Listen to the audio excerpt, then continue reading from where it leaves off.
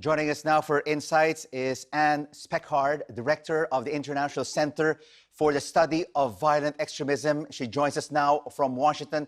Anne, thank you so much for joining us. Most of the attackers are well-educated and come from middle-class and upper-middle-class families. Did this surprise you?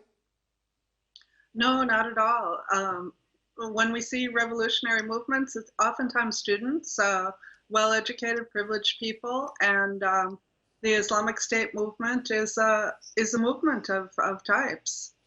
In your view, is there still a risk that more attacks might still happen, or does the government have this under control?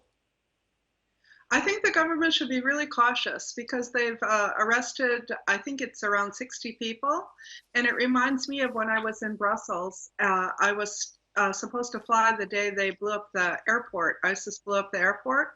And that followed on the heels of arresting Salah Abdeslam, the last of the Paris bombers who didn't explode himself. And that cell accelerated their attack plans on the airport and the metro because Abdeslam had been caught. So it could be the same here, that if they had other plans, the arrests of a lot of people in their cells would make them carry them out more quickly. But it could also be that they've got everybody arrested and the ones that were willing to suicide themselves already have. I hope that's the case. And the government has already admitted that there was a major intelligence lapse, and the president has fired the defense minister and the head of police. Is there anyone else to blame here, or are they just being used as the fall guys?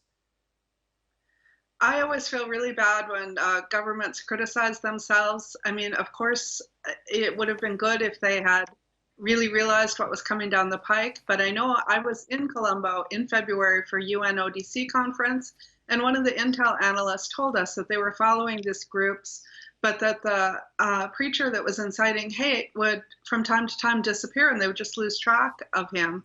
And you have to wait until you have evidence of a crime before you can make arrests. And the real blame falls on the terrorists, not the government. Thank you so much for your views.